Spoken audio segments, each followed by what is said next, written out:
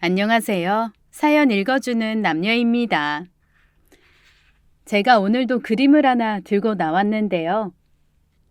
노래방 기계와 한복을 입고 부채춤을 추고 있는 여성이 보이네요.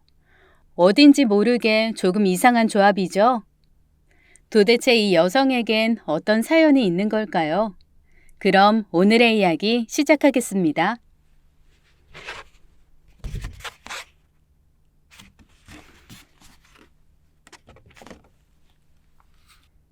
차렷! 열중샷! 차렷!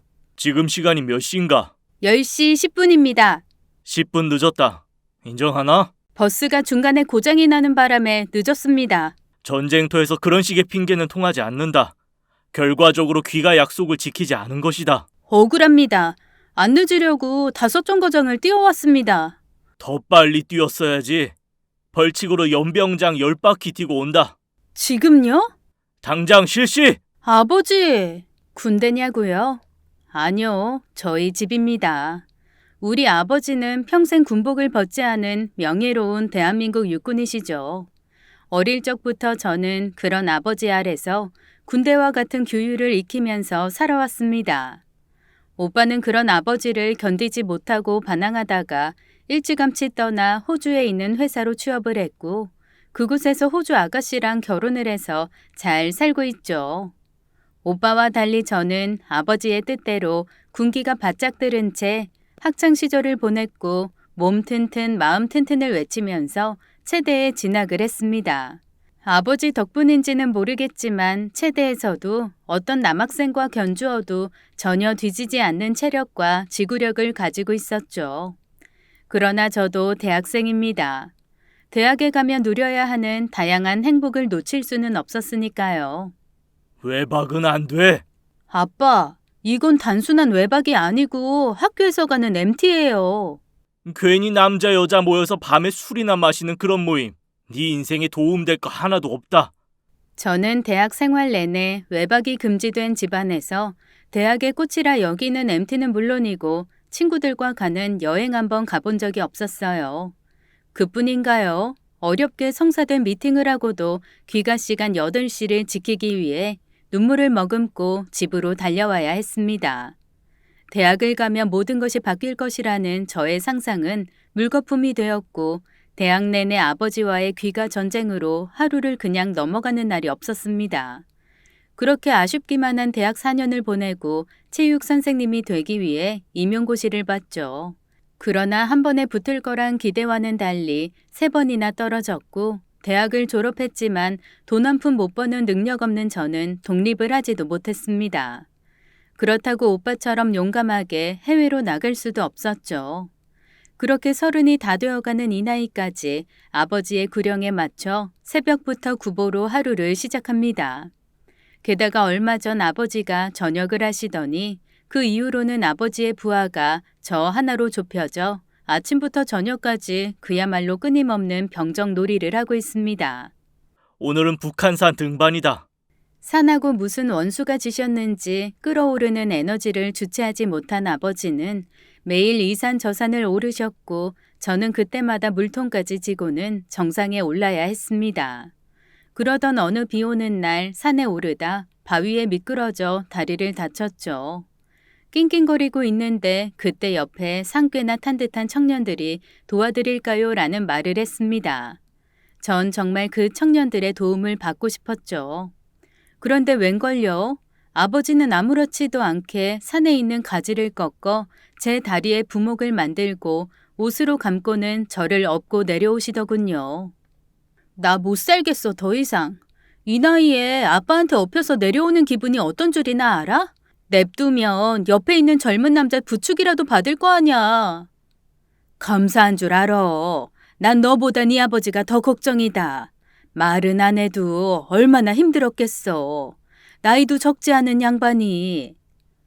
이건 아니야. 이러다 나 처녀 귀신으로 늙어 죽겠어. 그럼 어떻게 할 건데? 오피스텔이라도 나가던지 독립할래. 내가 나이가 몇인데 아직도 귀가 시간이 10시냐고. 그나마 넌 오빠의 투쟁 덕분에 1시간 늘어난 거야. 오빠는 9시였어. 그러니까 도망갔지. 너도 도망가던가. 죄주껏. 엄마는 무슨 남 이야기하듯 그래? 하나뿐인 딸 불쌍하지도 않아? 30년을 살고도 답이 없는 내가 불쌍하지. 네가 뭐가 불쌍해? 너는 언제든 좋은 남자 만날 수 있다는 기회가 있잖아. 엄마도 일찌감치 이혼하지. 왜 버티고 있었던 건데? 네 아빠가 월급 따박따박 한 푼도 안 쓰고 주지. 다른 여자한테 눈을 돌린 적이 있나? 술을 마시고 사고를 친 적이 있나? 이혼도 명분이 있어야 하는 거야. 나도 답답하다. 이게 엄마와 저의 대화입니다. 엄마는 아빠를 만나서 평생을 군인의 아내로 절제된 생활을 하셨고, 아빠의 유별난 군대 사랑으로 어려운 군인 가족 챙기느라 매년 김치를 200포기씩 담그는 분이었죠. 저는 그런 엄마를 보면서 절대 군인의 아내는 되지 말아야겠다고 맹세 아닌 맹세를 했습니다. 그럼에도 엄마 말대로 한눈 안 팔고 오로지 나라와 민족을 위해 사는 아버지에게 이혼이라는 말은 명분 없는 외침일 뿐이었죠. 그래도 제가 있어서 숨통은 트인다는 엄마. 그런 엄마를 외면하고 혼자 자유를 찾아 떠날 수도 없었습니다. 네 아빠한테는 할머니한테 다녀온다고 이야기해. 아니 그냥 친구 만난다고 하면 되지. 뭐 때문에 맨날 거짓말을 해? 여편 애들 모여서 쓸데없는 소리 하는 거 질색인 거 몰라? 완전 독재야. 도대체 아빠 때문에 사회생활을 할 수가 없다니까. 엄마는 외출 한 번을 해도 아버지 눈치를 보셨고 어디 갈 때마다 요양원에 있는 외할머니를 팔기 일쑤였습니다.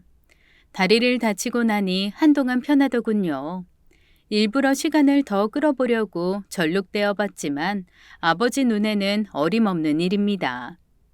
근육 만들어야지. 산에 가자. 아니나 다를까 엄마가 없는 집에서 아버지는 저와 산행 스케줄을 잡으셨고 저는 그런 아버지와 보조를 맞춰 4시간 동안 땀을 흘리고 왔죠.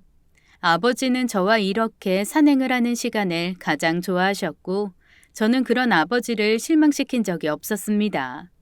아버지가 저에게 더욱 집착하는 것은 따로 있었어요. 몸이 약해서 비실거리는 오빠에 비해 저는 아버지가 군인으로 키우고 싶어 할 만큼 몸이 튼튼했고 모든 운동을 잘했거든요.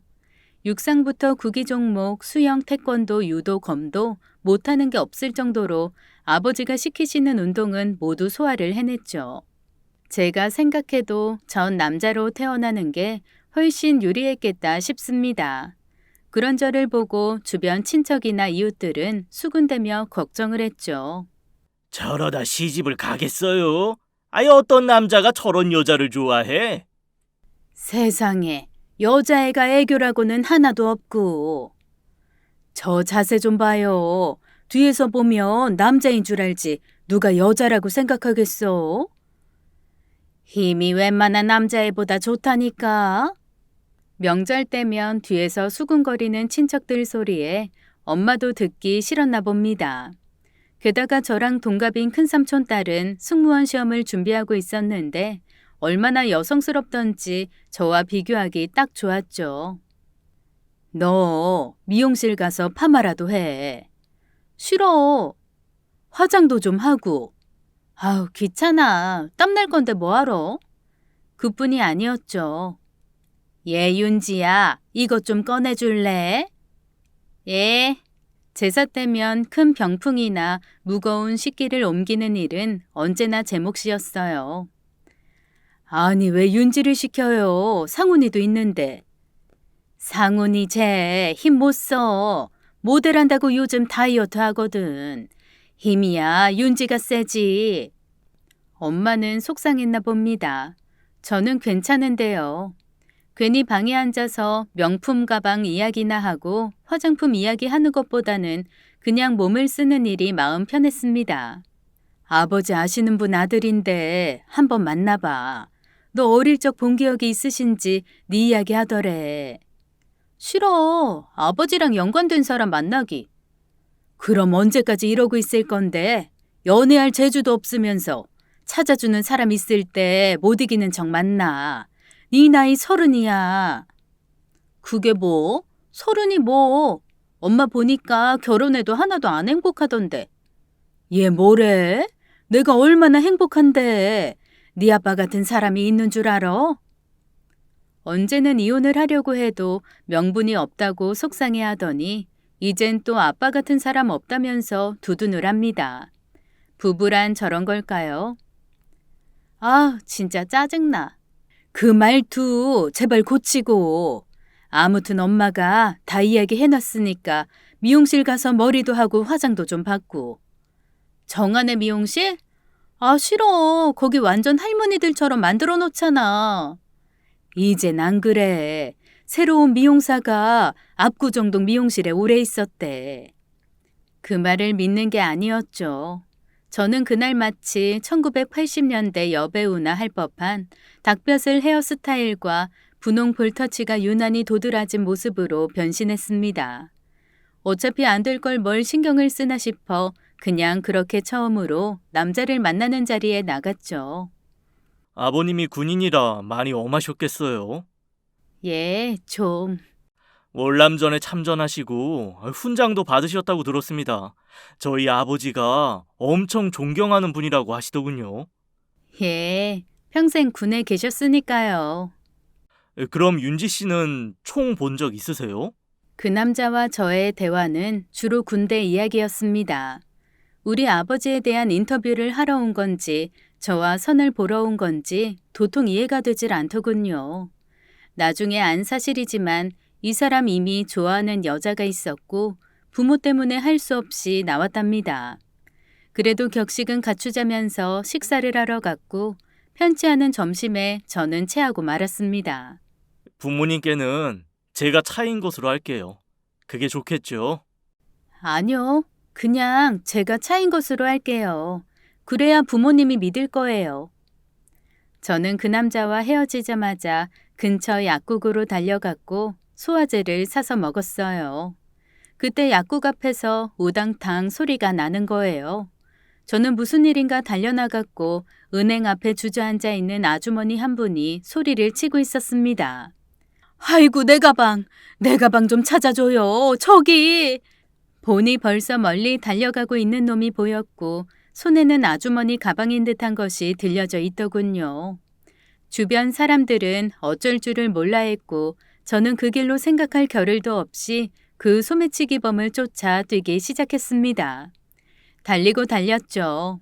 제일 늦게 들어오면 10바퀴를 더 뛰어야 했던 그 시절을 상기하며 죽을 힘을 다해 뛰었고 점점 그놈이 시야 가까이 들어오더군요. 뒤를 돌아보다 제 모습을 보고 놀랐는지 당황하고는 더 열심히 뛰기 시작했습니다. 너 잡히기만 해봐. 그 순간 갑자기 찾기를 가로지르려는 소매치기범. 자칫 잘못하면 사고로 이어질 듯 했죠. 그때 제가 다이빙하듯 뒷덜미를 낚아챘습니다. 그리고 아주머니 가방을 찾았죠. 전 경찰에 그 소매치기범을 인계했고 아주머니는 제 손을 잡고 머리를 몇 번을 숙이며 고맙다는 인사를 했습니다. 그동안 단련했던 걸 이렇게 써먹을 줄은 몰랐네요. 그런데 단순히 소매치기범 잡고 시민상 받는 것으로 끝날 줄 알았던 그날의 인연은 저란 인간을 완전히 바꾸는 계기가 되었습니다. 저희 엄마를 구해주셔서 진심으로 감사드립니다. 어머니의 돈을 찾아주어서 고맙다며 아들이라고 하는 사람이 경찰서를 통해 저에게 전화를 했습니다. 식사 대접을 하고 살해도 하고 싶다면서 굳이 싫다는데 찾아왔더군요. 주변에 계신 분이 영상을 찍어서 보여주시는데 저는 영화 속 스턴트맨이 여자 분장을 하고 촬영을 하는 줄만 알았습니다. 얼마나 날렵하고 멋지던지. 근데 진짜 여자분일 줄은. 실례가 됐으면 죄송합니다. 아니요, 괜찮습니다. 자주 듣는 이야기라. 그 돈이 고기 사려고 찾아서 나오시는 돈이었거든요. 제가 그냥 온라인으로 송금한다고 해도 찾아서 직접 대면하고 줘야 한다고 하시더니. 예, 어른들은 그러시죠. 저희 아버지도 온라인 같은 건 믿지 않으시니까요. 지금도 도장 파서 꾹 찍어야 모든 일이 성사된다고 생각하는 분이에요. 어쨌든 다행입니다. 그래서 제가 꼭 식사 대접을 하고 싶은데요. 아니요. 그냥 이렇게 차 한 잔으로 됐습니다. 부담스러워요. 부담 가지실 것 없습니다. 제대로 대접받지 않으시면 저희 부모님께서 직접 찾아가실 거예요. 그게 더 부담스러우실걸요? 저는 하는 수 없이 그 아들이라는 사람을 따라 근처에 있는 레스토랑으로 들어갔죠. 딱 봐도 비싸 보이는 고급 음식점이었습니다. 그러더니 갑자기 주방 쪽으로 들어가는 거예요. 알고 보니 이 사람, 이 레스토랑이 본인 것이었고 담당 셰프더라고요. 잠시 기다리니 요리를 직접 가지고 나오더군요. 드셔보세요. 바로 이 고기입니다. 이 돈의 주인이. 저희 집에서 가장 유명한 한우 체크 스테이크입니다. 아, 예, 잘 먹겠습니다. 갑작스러운 상황에서 저는 식사 대접을 받았고, 어떠세요? 입에 맞으시는지. 네, 엄청 부드럽네요. 저희 집은 이런 거 비싸서 안 먹거든요. 그러더니 뭔가 봉투를 내밀었습니다. 아우, 이건 아니죠. 저 이런 돈 못 받습니다. 이러려고 한 것도 아니고. 뮤지컬 티켓이에요. 좋아하실지는 모르겠는데 어렵게 구한 것이니 성의로 받아주세요. 예? 뮤지컬 티켓이요? 사례를 어떻게 해야 하나 생각하다가 마침 후배가 그쪽에 있는데 좋은 공연이 있다고 해서요. 전 속으로 생각했죠. 있는 사람들은 이렇게 사는구나. 스테이크 먹고 뮤지컬 보고. 물론 저희 집도 없지는 않지만 이런 고품격 문화를 본 적이 없었습니다. 그렇게 그 아들이라는 사람이 전해준 뮤지컬 티켓을 받았죠. 야, 그거 진짜 구하기 힘든 표야. 게다가 그 정도 좌석이면 30만 원은 할걸? 센스 있네. 그냥 야구 티켓이나 구해주지. 지루하게 무슨 뮤지컬을. 야, 너도 이젠 그런 것도 보고 그래. 근데 2장이야. 너 같이 갈래? 나? 그날 중요한 약속 있는데. 그 비싼 티켓을 받고도 도대체 갈 사람이 없더군요. 하는 수 없이 민수를 호출했습니다. 초등학교 동창인 민수는 아버지가 군대 시절 입대했던 친구로 아버지한테 엄청 군기가 들어서 제 부탁이라면 아버지 명령처럼 거절을 못합니다. 야, 내가 왜 너랑 둘이 그런 걸 봐야 되냐? 그럼 혼자 가냐? 이 비싼 거 보여주는 것만도 고맙게 생각해야지. 나 그날 여친하고 약속 있어. 그럼 깨. 아이, 완전 양아치. 넌 20년 된 우정이냐? 달랑 200일 된 사랑이냐? 앞으로 20년 살 사랑이다. 왜? 티격태격 하면서도 민수는 절대 거절을 못합니다. 그렇게 저는 뮤지컬이라는 걸 난생 처음 가봤죠. 솔직히 TV도 스포츠 TV도 아니면 잘 안 보고 영화도 액션 영화 아니면 안 봅니다. 민수는 제법 간지나는 정장을 하고 왔더군요. 키 180에 스타일은 제법 있습니다.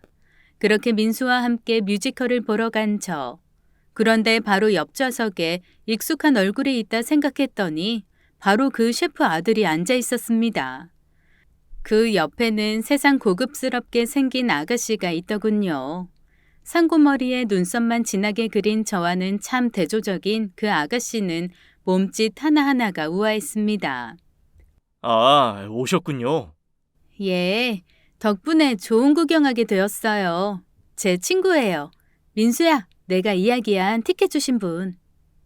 아, 그 소매치기범 잡아줬던 처음 뵙겠습니다. 윤지 친구 오민수라고 합니다. 예, 박현우입니다. 반갑습니다. 이쪽은 정유경 씨, 이 티켓 추천한 분이죠. 졸지에 예상치도 못한 4명이 나란히 앉게 되었고 수준 있어 보이는 두 사람 옆에서 저와 민수는 분위기 맞추려 애를 썼습니다. 야, 팝콘 같은 거 없냐? 야, 너 지금 창피하게 여기가 영화관이야? 농담이다. 참나. 그런 농담도 하지 마. 어떻게 넌 분위기 파악을 못하니? 오자고 한 사람이 누군데? 저희가 티격태격하는 모습이 우스운지 피식거리는 그 남자. 전 좀 창피했지만 민수는 아랑곳하지 않았죠. 처음 보는 뮤지컬은 생각보다 재미있었습니다. 지금까지 이런 세상을 모르고 살아온 게 억울할 정도로요. 혹시 괜찮으시면 저희 식당에서 맥주 한 잔 어떠세요? 아, 아닙니다, 저희는. 아이, 좋죠, 맥주. 얘가 워낙 또 말술이거든요. 하여튼 아무 도움이 안 되는 민수였지만 분위기 메이커임은 분명했습니다. 그렇게 그날 뮤지컬이 끝나고 다시 한번 그 남자가 경영한다는 레스토랑을 찾게 되었죠. 이미 불이 꺼진 레스토랑에서 그 남자는 저희 앞에서 철판 요리를 하는 모습을 보여주었습니다. 신기한 모습에 지난번과는 또 다른 감탄이 나오더군요. 그 남자와 함께 온 뮤지컬 배우라는 여자는 매우 품위 있고 우아하게 보였습니다. 어떤 와인 좋아하세요? 예? 아, 아예 소주파예요. 와인 모를걸요? 이런. 보통 때 같으면 어퍼컷이라도 나갔겠지만 자리가 자리인지라 저는 꾹 참았습니다. 프랑스 와인이 칠레산보다 조금 더 부드러워서 밤에 드시기 무리 없을 겁니다. 아, 예, 뭐 아무거나. 얘가 귀가 시간이 정해져 있어서 주로 술도 낮에 마시거든요. 밤에는 마시는 걸 본 적이 없는데 위험한걸? 두 분 굉장히 친하신가 봐요. 너무 재미있으시다. 민수는 예쁜 여자만 보면 나를 비하하는 걸 마치 유머인 듯 하죠. 오늘도 어김없이 저를 상대로 자신의 유머 테스트를 하고 있는 모양입니다. 근데 어쩜 그렇게 대단한 일을 하셨어요? 무서웠을 텐데. 뭐 누구라도 그랬을 겁니다. 그땐 제가 가장 가까이 있었으니까요. 어쩜 겸손하시기까지 현우 오빠가 엄청 고마워하더라고요. 둘은 아마 연인이겠죠. 그때 음식을 가지고 나오는 그 남자, 그 순간이었죠. 귀에 종소리가 들리고 그 남자에게 후광이 비치더군요. 저도 모르게 심쿵했습니다. 늘 군복 입은 남자만 보다가 저렇게 앞치마를 두른 셰프의 모습을 보니 지금까지 느끼지 못했던 감정이 훅 하고 올라왔습니다. 밤이라 부드러운 안심으로 준비했습니다. 와인하고 어울릴 것 같아서요. 우와, 이거 완전 호텔에서나 먹을 수 있는 그런 비주얼인데요. 맛있게 드세요. 감사합니다. 오늘 뮤지컬도 보여주셨는데. 에이, 그것으로 안 됩니다. 제가 평생 이용권 드릴 테니 생각나시면 언제든지 오세요. 정말요? 어머, 좋으시겠다. 난 오빠? 넌 사 먹어. 이렇다니까요. 이 오빠가 츤데레 스타일이에요. 이 여자는 이 사람을 좋아하는 것 같았죠. 그냥 여자의 직감 이런 거요. 그때부터일까요? 괜히 신경도 쓰이고 입에 혹시 뭐라도 묻었을까 조심하게 되고 예전에 저 같지 않았습니다. 야, 네 이빨에 고춧가루 꼈어. 그래? 어디? 가운데. 남자 앞에서도 아무렇지 않게 이야기하던 저였는데 갑자기 왜 이 남자 앞에서는 이러는 건지 모르겠더군요. 괜히 그 여자가 하는 행동에 신경이 쓰이고. 오빠, 나 어지러워. 오늘 왜 이렇게 빨리 취하지? 그러니까 천천히 마시라고 했잖아. 저렇게 혀 짧은 소리는 어떻게 내는 건지, 어지러우면 집에 가던가 하지 어쩌라는 건지. 근데 윤지 씨는 운동을 많이 해서 그런가? 가슴이 납작하네요. 이 교양 넘치는 여자가 술이 좀 들어가더니 제 치명적인 가슴에 대해서 이야기를 하는 겁니다. 하하하, 아이, 그쵸? 얘가 더블 A컵이에요. 요즘 초등학생도 이 사이즈는 없거든요. 이런 미친. 저는 순간 얼굴이 빨개졌습니다. 다른 때 같으면 아무렇지도 않게 받아칠 텐데 전 지금 한마디도 못하고 얼굴만 붉히고 있습니다. 왜 지금은 부끄러운 건지. 윤지 씨, 이거 한번 드셔보세요. 이게 살치살인데 저희 집에서 가장 고급 코스에만 나오는 고기예요.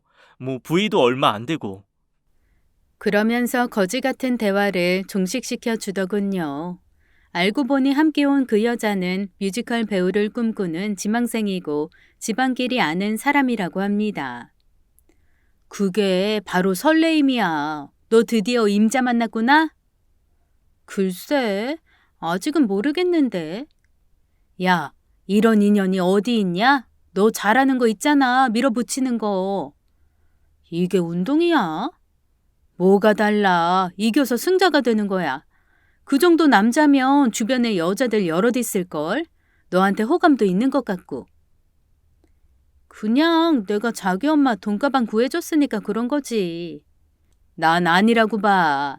그 여자 데리고 나온 것도 네 질투심 유발하려고 하는 걸 거야. 말도 안 된다. 솔직히 너 그 여자 본 다음부터 좀 흔들린 거 맞잖아. 그러고 보니 그런 거 같았죠. 저 귀가 시간 늦춰주세요. 뭐? 그게 무슨 소리야? 10시로 늦춘 게 얼마나 됐다고? 그럼 저 이대로 혼자 늙어 죽어요. 이 자식이 애비한테 못하는 소리가 없어. 연애한다고요. 연애를 해야 결혼을 하죠. 어머, 너 누구 생겼니? 예. 어떤 놈인데?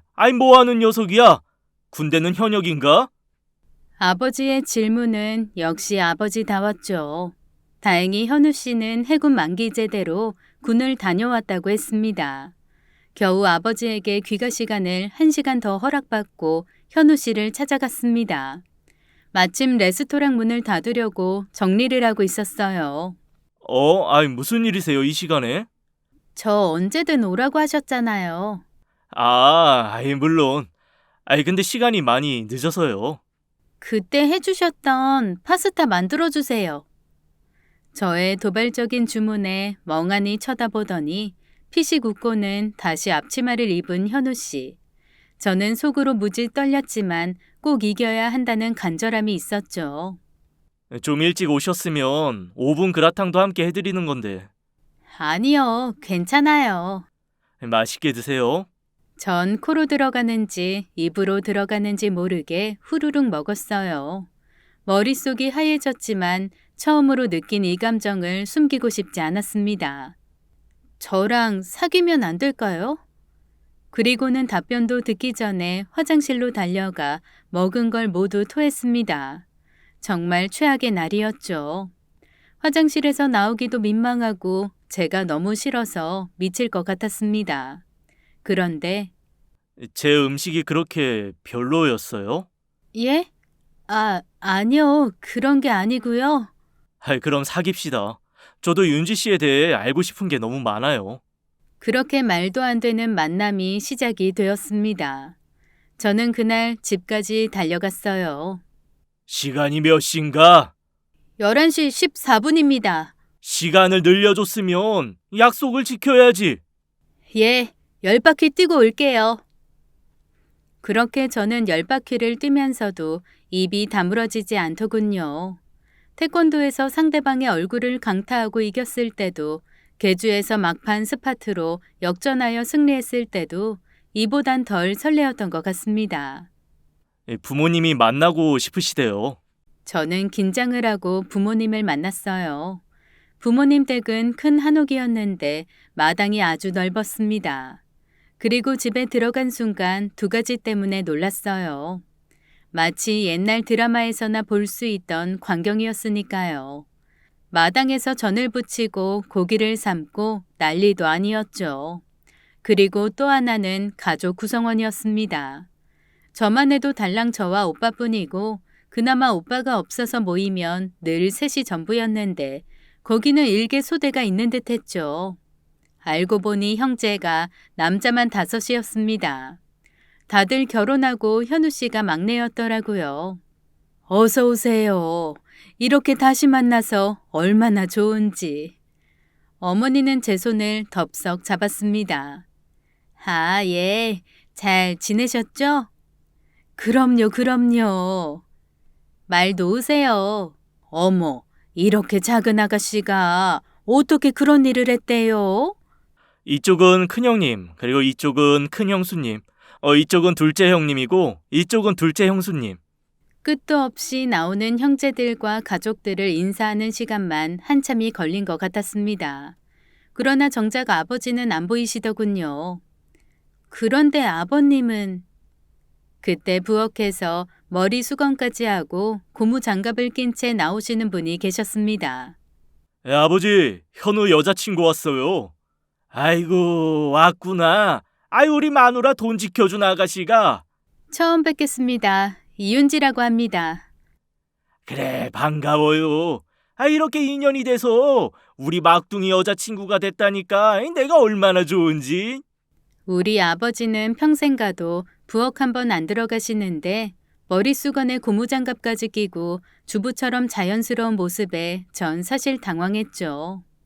이거 내가 만든 거요. 아이, 직접 농사지은 배추로 추자도에서 사온 액젓에 양양 고춧가루로 만든 겉절이 한번 먹어봐요. 아이, 매콤한 게 얼마나 맛있나. 이걸 직접 하셨어요? 그럼, 이것만 했나? 이것도 내 솜씨여. 집에서 직접 쓴 도토리. 그냥 식당서 먹는 거하고는 차원이 틀리구먼.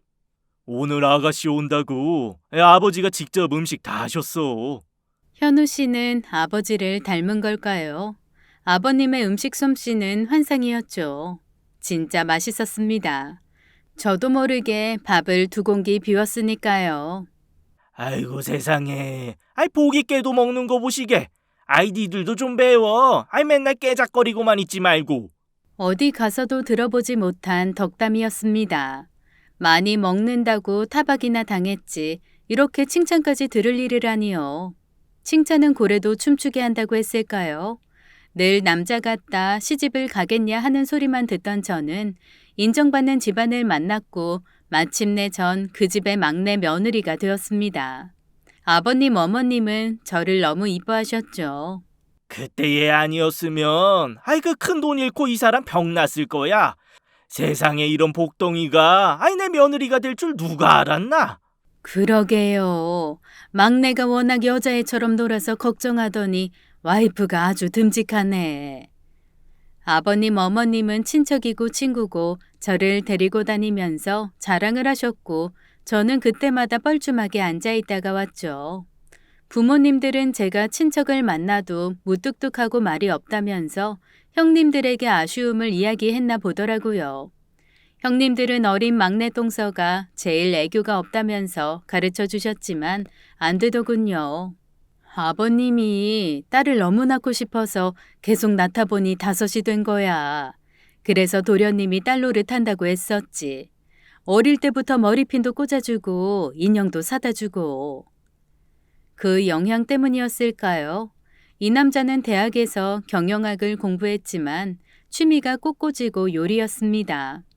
결국은 셰프가 되어 레스토랑을 경영하게 된 것이죠. 이 남자는 바로 위 형님과도 12살이나 차이가 나는 집안의 늑둥이였고 그래서인지 순간순간 어리광과 막내티가 나더군요. 반면 애교라고는 찾아볼래도 찾아볼 수 없는 저는 시간이 지날수록 현우 씨와 그런 면에서 부딪혔습니다. 형수들 봤잖아. 아버지한테 애교 부리는 거. 그래가지고 지난번 작은 형수 아버지한테 땅 받았어. 그래서 나보고 지금 애교 부리고 땅 받아오라는 거야? 내 성격 이런 거 모르고 결혼했어? 알고 결혼했지. 그래도 남편이 원하면 좀 바꿔줄 수도 있잖아. 그게 뭐 어렵니? 돈 드는 것도 아니고.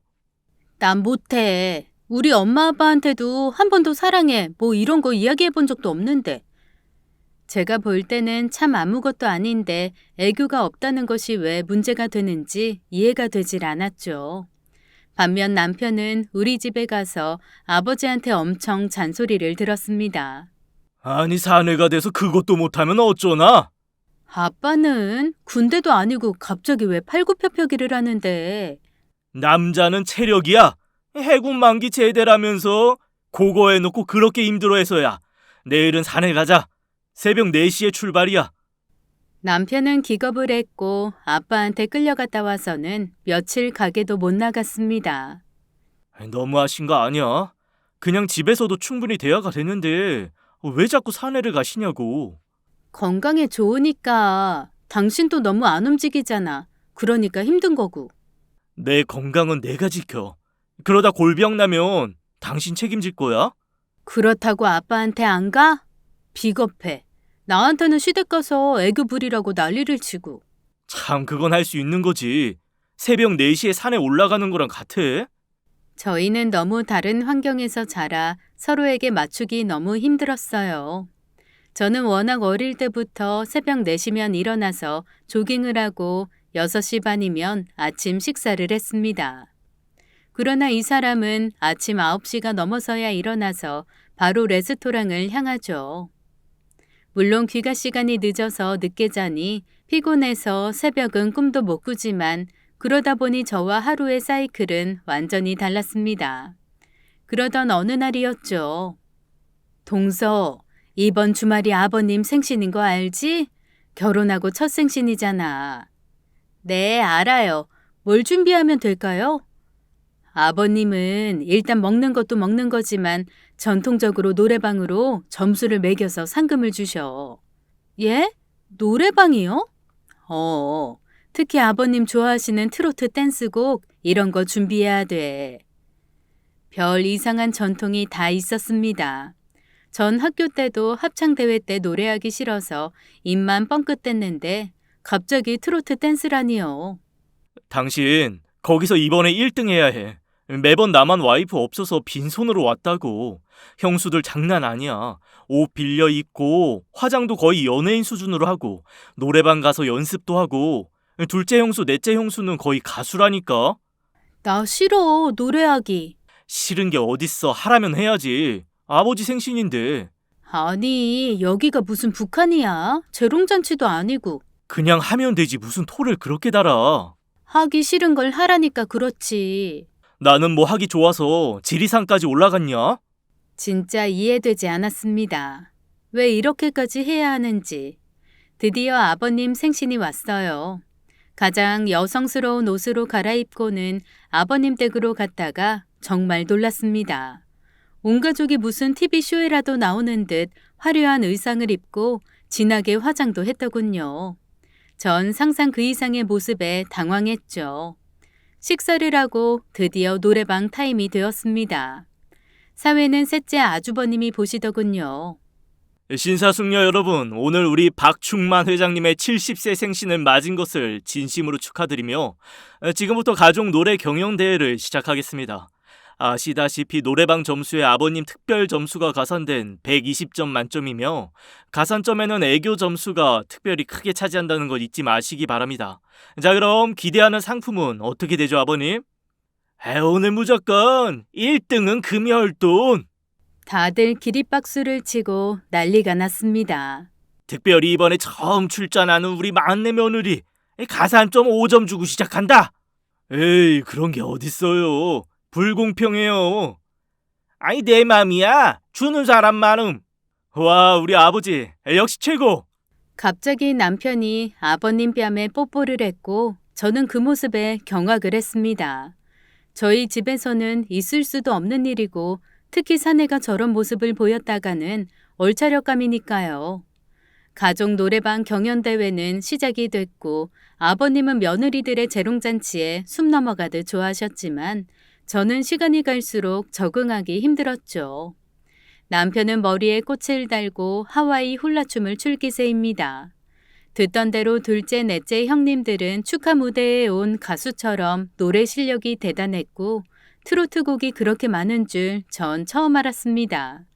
저는 그 모습에 입을 못 다물었죠. 그리고 드디어 제 차례가 돌아왔습니다. 우리 막내 며느리 파이팅!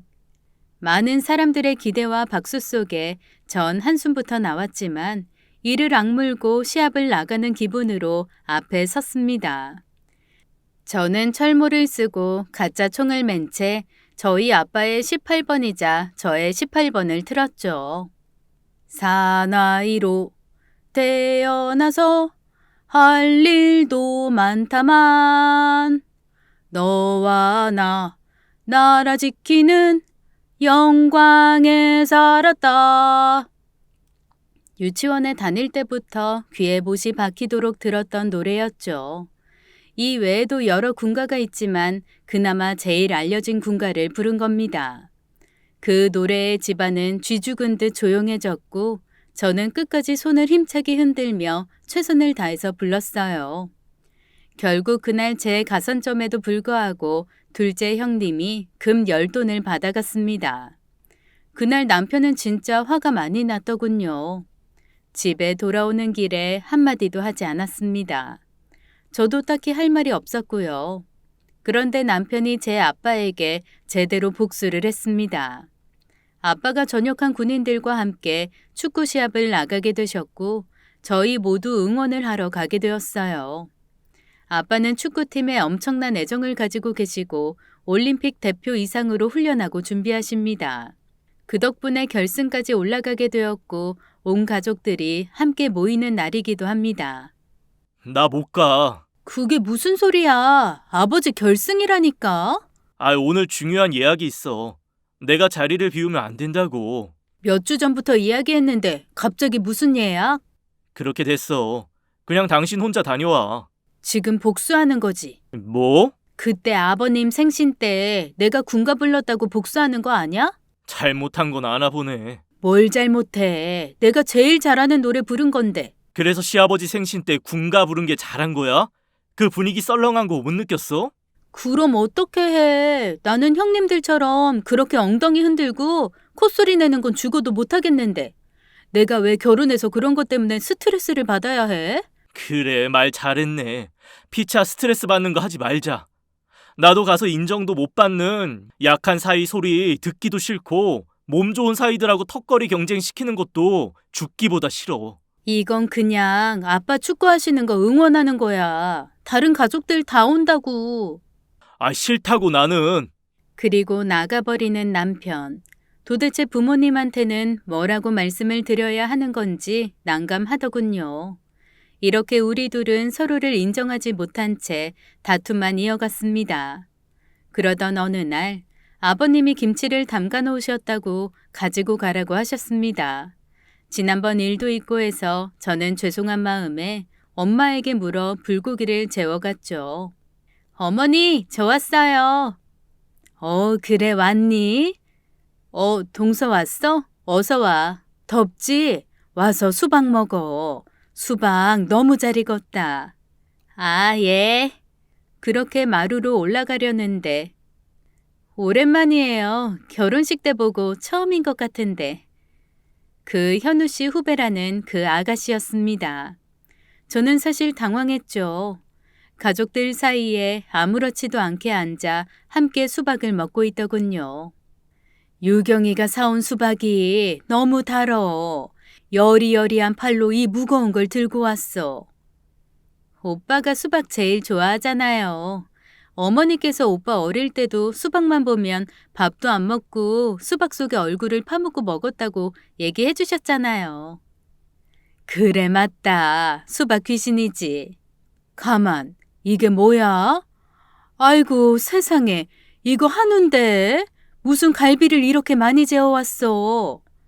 그냥 저희 부모님 드릴 것 재면서 어머니 아버지 생각나서 여기 식구가 좀 많나요? 하여튼 말도 예쁘게 하고 음식 솜씨도 좋고 누가 데려갈지 아주 복 터졌다. 저는 가족들과 유경 씨의 대화에 끼지도 못한 채 가지고 온 불고기를 몰래 냉장고에 넣었습니다. 이 여자는 왜 이렇게 가족들과 스스럼 없이 대하고 저 철철 넘치는 애교는 또 무엇일까요? 아버지, 저 이제 생신 때 부르지도 않으시고 섭섭했어요. 내가 불러야 넌 오냐? 그냥 오면 되지. 그래도 막내 며느리 보셨다고 너무 소원하신 거 아니에요? 그랬다면 내가 잘못한 거네. 저 솔직히 아버지 생신 때 부르려고 노래도 준비했는데. 저 여자가 지금 왜 저러는 건지, 갑자기 노래를 왜 부르겠다고 하는 건지, 이 가족은 왜 시도 때도 없이 가물을 즐기는 건지 그 자리가 힘들었습니다. 그리고 제 예상은 빗나가지 않았죠. 유경 씨는 뮤지컬 배우답게 엄청난 성량과 퍼포먼스로 좌중을 압도했고 아버님은 입이 귀에 걸린 채 박수를 치셨습니다. 뒤늦게 온 남편은 그 모습에 미소를 짓고 있었고 마지막 곡은 남편과 자연스러운 듀엣곡으로 끝을 내더군요. 기막혀서 그 자리에 있지를 못하겠더군요. 저는 먼저 나와 집으로 돌아왔습니다. 김치 얻어먹으러 갔다 김치 싸대기 한 대 맞은 기분 아세요? 애교가 철철 넘치는 저 여자의 모습에 넋이 나간 듯 보고 있는 시부모님이나 즐겁다고 손뼉치는 가족들이나 심지어 사랑 노래를 애틋하게 함께 부르는 남편이나 다 보기 싫었습니다. 그런데 제 마음은 이해도 못하고 뒤늦게 집으로 온 남편은 정말 화가 났나 봅니다. 그게 뭐 하는 짓이야? 부모님의 형님까지 다 계신데 말도 안 하고 그냥 가버리면 내가 어떻게 돼? 그럼 거기서 나도 같이 니들 사랑 노래 듣고 박수라도 칠까? 설마 나랑 유경이랑 노래 부르는 거 보고 삐진 거야? 삐져? 내가 태어나서 삐졌냐는 말을 들은 건 생전 처음이다. 내가 삐진 게 아니라 당신 가족들이 비정상이어서 어이가 없는 거야. 뭐? 뭐가 비정상인데 거기에 끼지 못하는 당신이 이상한 거지. 그렇게 사회성 없고 사람들과 어울리지도 못하는 게 그게 비정상이야. 그래, 내가 이상하다. 이상한 사람은 나가줄 테니까 그 애교 넘치는 그 여자 데리고 와서 살면 되겠네. 이제 하다 질투까지 해. 유경이는 그냥 어릴 적부터 친한 동생이고 우리한테는 가족이야. 속정 많아서 아버지 어머니한테도 살갑게 굴고 그냥 거기까지 내라고. 당신이 못하는 걸 하고 있으면 고마워하기라도 해야지. 되지도 않은 질투를 해. 어울리지도 않게. 뭐? 말 다 했어? 당장 부모님한테 전화드리고 잘못했다고 사과드려. 싫어. 내가 왜? 아버님, 어머님도 그러시는 거 아니거든? 뻔히 며느리 있는 데서. 그냥 웃고 떠들고 노니까 우습지 우리 가족이. 아주 근엄하고 권위 있는 당신 집에 비하면. 결국 서로는 건드리지 말아야 할 집안 이야기까지 하게 되었고 저는 집을 나왔습니다. 어디 여자가 집을 나와? 내가 널 그렇게 가르쳤냐? 나 저 사람하고 살기 싫다고요. 너무 안 맞아. 처음부터 맞는 사람이 어디 있어. 서로 다름을 인정하고 사는 거지. 어느 정도지. 진짜 적응이 안 되고 어떻게든 잘해보려고 해도 점점 벌어진다고. 싸워도 가서 싸우고 끝을 내도 거기서 끝을 내. 친정에 달려와서 이렇게 하는 건 아니다. 아버지는 매몰차게 저를 내쫓았습니다. 저는 서러움에 눈물이 났고 만만한 민수를 불러 술을 마셨죠. 네가 특별한 거야. 네 남편은 아주 정상적인 사람이고. 네가 몰라서 그래. 결혼 전에는 그렇게 젠틀하게 굴더니 결혼하니까 완전 마마보이, 파파보이, 브라더보이, 진짜 패밀리보이, 지네 가족밖에 몰라. 가정적이고 좋으네. 아이 괜히 밖으로 돌면서 딴짓하지 않고. 야, 민수, 너는 누구 편이야? 꼴에 지도 남자라고. 얘 봐라. 야 네가 날 남자로 취급이나 했냐? 난 늘 네 그늘에서 보호받으면서 살았던 사람인데 그냥 그 애교 좀 부려봐. 니네 시댁 엄청 알부자라고 소문났던데 시아버님 기분 파고 나 같으면 돈을 주고 배워서라도 애교 떨겠다. 됐어. 안 하고 말지. 나 이혼할 거야. 이혼 같은 소리 한다. 그 전에 니네 아버지한테 호적 파일걸? 호적도 파고 이혼도 하고 뭐. 혼자 살면 되지. 야 무서운 소리 하지 마. 날 얼마나 들들 볶으려고.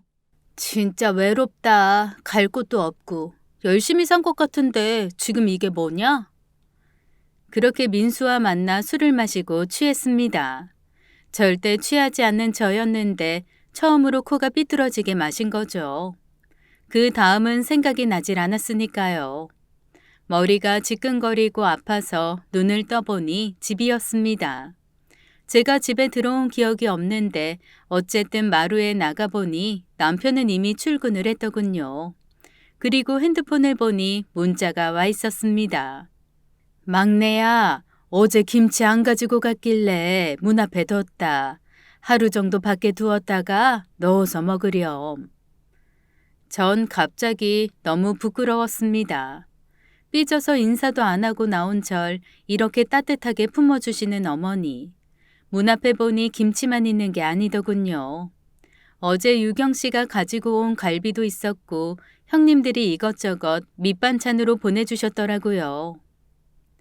어머니, 저예요. 자는 거 깨운 거 아니니? 아니긴 좀 천천히 문자하라니까. 뭐가 급하다고. 아버님이 옆에서 훈수를 두십니다. 죄송해요. 제가 어제... 우리가 잘못했지. 우리 며느리 두고 그러는 게 아닌데. 아버지랑 나랑 손들고 반성 중이다. 제가 워낙 애교도 없고. 애교만 많으면 뭐해. 우리 며느리는 정의의 용사잖아. 누군가 내 가방을 채갈 때 끝까지 쫓아가 찾아준 용사. 저는 어머님의 말에 죄송하고 부끄러워 더 이상 말을 못 이었습니다. 아무 걱정 말어. 우리가 너한테 빚진 게 얼만데. 어머님과 아버님께는 그렇지만 남편에게는 아직도 섭섭함이 남더군요. 나 오늘 자고 들어가니까 기다리지 마. 외박까지 한다는 통보입니다. 자기가 뭘 잘했다고 저러는 건지 부모님 때문에 그냥 넘어가려 했지만 저는 밤새 화가 나서 견딜 수가 없었죠. 다음 날 아침 가게를 가니 가게 문이 닫혀 있더군요. 개인 사정으로 임시 휴업이라고 쓰여 있었죠. 전 기가 막혔습니다. 도대체 가게까지 닫고 어디서 외박을 하고 있는 걸까요? 별별 상상이 다 들었고 답답한 마음에 한강 고수부지를 달리기 시작했습니다. 앞으로 어떻게 해야 할지 감도 오질 않았죠. 그렇게 하루를 더 지나고 저는 더 이상 참을 수가 없어 남편에게 전화를 했습니다. 한참을 전화를 받지 않다가 받더군요. 그런데 지금 땀을 너무 흘려서 옷 갈아입는다고 들어갔는데 저는 그 순간 그 목소리가 유경 씨임을 직감했습니다. 손이 부들부들 떨려 전화를 끊어버렸어요. 잠시 후 전화가 왔지만 저는 받지 않았고 더 이상 이대로 가는 건 아니라는 생각에 친정으로 내려갔죠. 부모님께 말씀을 드리고 끝을 내야겠다는 생각이었습니다. 그런데 집에 들어서는 순간 마루에 앉아 콩국수를 먹고 있는 남편을 보았습니다. 저는 놀랐죠. 이제 오니? 아이 그렇게 전화를 해도 안 받더니? 당신이 왜 여기? 박서방에 썼다. 아버지가 태백산 종주가 소원이었잖아. 그거 함께 해준다고. 당신 아까 그 여자는... 혜림이? 아이 사촌 혜림이 알지? 걔가 이번에 육군 소령으로 입대했잖아. 같이 갔다가 내려왔는데 일정이 있어서 갔어. 그랬습니다. 남편은 저한테 말도 하지 않고 아버지의 태백산 종주의 꿈을 이뤄주기 위해 함께 산에 올랐답니다. 당신이 나한테 뭐라고 했잖아. 아버님 산에 가는 것도 하나 못 맞춰주냐고. 그래서 그동안 열심히 산행 연습했지. 아버님한테 안 쳐지려면. 그러게. 이번에 뒤처지지 않고 잘 따라오더라. 내가 박서방 다시 봤다. 감사합니다, 아버님. 나한테 왜 말을 안 한 건데. 사람 우습게 만들어 진짜. 저는 고마움 속에 계속해서 제 못난 모습이 보이는 게 화가 났죠. 우리 집 전통이야. 서프라이즈. 당신도 느꼈잖아. 그때 계획 없이 하고 싶은 대로 즐기는 집안 전통. 얼마나 좋니. 자유롭게. 난 평생 네 아버지 정해놓은 스케줄에서 벗어나 본 적이 없다. 새벽 4시 일어나서 저녁 10시 잘 때까지 아주 10분 단위로 짜여져 있잖아. 한 번만이라도 그런 계획 없이 좀 살아봤으면 좋겠다. 당신 많이 놀랐구나. 나 어디 도망갔는 줄 알고. 아버님 사시는 대로 살아보려고. 건강에도 그것만한 게 없던데. 산에도 함께 올라가고 매일 새벽에 조깅도 하고 철저하게 식사 시간도 지키고. 됐어. 나 그거 싫어서 집에서 탈출한 사람인데 그걸 또 하라고? 미안해. 그래도 당신 민수 씨 등에 업혀 들어온 날 뭐라고 했는지 알아? 차렷! 열중샷! 차렷! 국기에 대한 경례! 그 소리 듣고 이 사람은 뼛속까지 훈련된 사람이구나. 내가 바꾸고 싶다고 바꿀 수 있는 사람이 아니구나. 야, 그렇다고 남의 남자 등에 업혀오냐? 민수가 남자야. 걔는 그냥... 유경이는 여자야? 걔는 그냥... 그래, 여기까지? 그렇게 칼로 물베기 같은 부부싸움은 끝이 났습니다. 다음 달에 엄마 생신이야. 저는 열일 제치고 문화센터에 등록을 했습니다. 안 되는 노래를 배우고 흥을 내보고 율동까지 따라했죠. 처음에는 쑥스러웠는데 하다 보니 스트레스도 해소되고 재미도 있더라고요. 그래서 열심히 연습을 했습니다. 그리고 드디어 시어머님 생신. 역시 형님들은 베테랑이었어요. 다들 나에겐 아무 기대도 안 한 걸까요? 군복이나 안 입고 나오면 좋겠다는 표정으로 마지막 순서를 부르더군요. 자, 우리 집안의 히어로, 남자를 부끄럽게 만드는 여자, 막내 재수 씨를 소개합니다.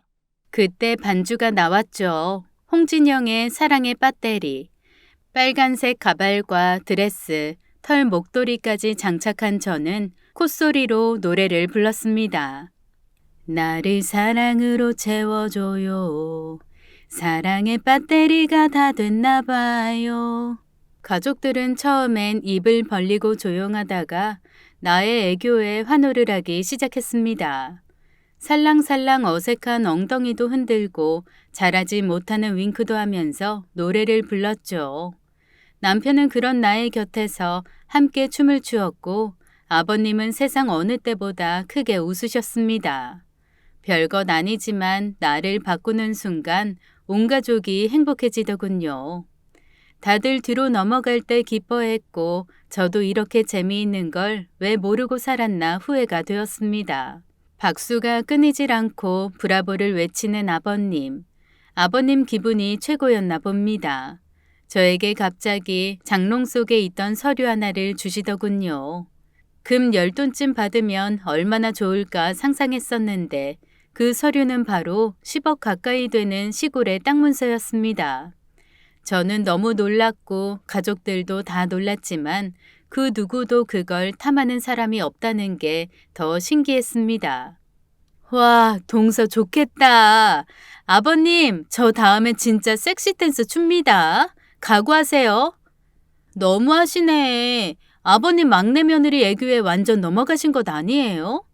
아니, 니들은 내 사랑 훨씬 오래 받았잖아. 우리 막내는 시간이 없어. 내가 줄 수 있는 시간이 아버지 마음이다. 전 돈 때문인지 모르겠지만 그 자리에 앉아서 펑펑 울었습니다. 10억이 주는 가치보다 이 가족이 주는 마음이 더 크게 느껴졌으니까요.